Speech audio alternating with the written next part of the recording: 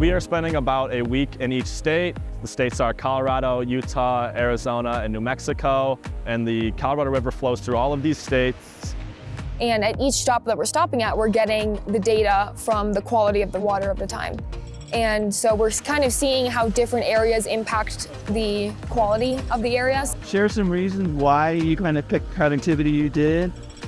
We have been talking about water quality and different water quality parameters and kind of what they mean. Say like if the conductivity is high, the source of the water. We've also been talking about the geological aspect of how water erodes and how like a small fracture can lead to the formation of giant canyons like Zion and the Grand Canyon.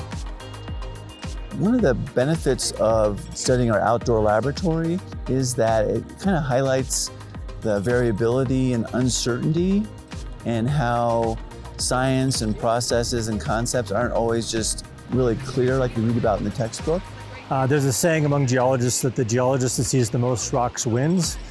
There's really something valuable about seeing things. It sparks curiosity in the minds of the students. They want to know why this is the way it is. And that really only happens when you're there doing it.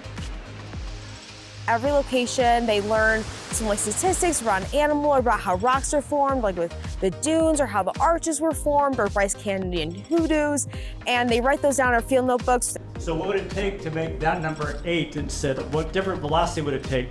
At these 3 parks, are we looking at the same age rocks? We have these book groups where students are going to meet and discuss things. One of the big key parts of mine that has really shocked me is the Western people who came and found the Colorado River, and their first thought was just, how can we use this to our advantage? We come out here thinking, oh, we get to see these beautiful things, and then we're leaving. That's all we want to do is see them. And that was not the mindset in the past.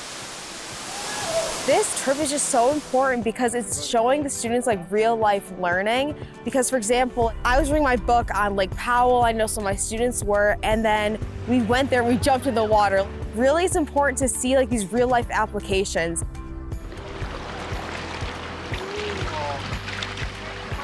We are in Horseshoe Bend right now, and we're kayaking 10 miles. Can understand why it was so important to cultures that were here. It's really a bringer of life to a pretty inhospitable environment. Yeah, especially seeing like the magnitude of the dam as well. You can see like the importance of them building that and how difficult it was. Definitely gave me a bigger appreciation for nature. I mean, I already love nature a lot, but this is me immersed in it is really cool. This doesn't directly relate to my major necessarily, but I am a member of the honors program. And a big part of the honors program here at Grand Valley is just having a broad liberal education here. So they're the same as the ones that are in the Navajo, but those are like 300 million years old. These are like 5 years old, 10 years old.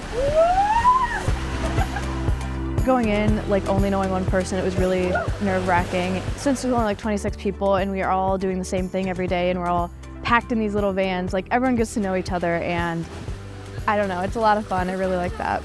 Good morning!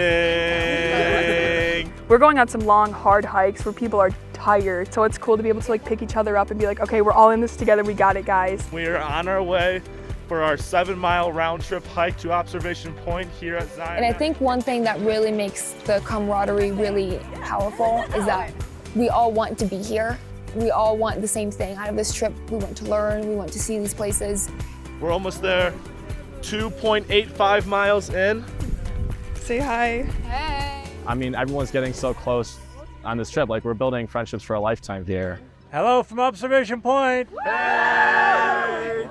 Most of these parks were completely flat at one point in time, and the water is what caused all these canyons over time to erode and create the beautiful parks we have today. The Colorado River has been slowly draining since we have moved out west and built big cities. We are learning a lot about why it is important that we conserve the water in the Colorado River.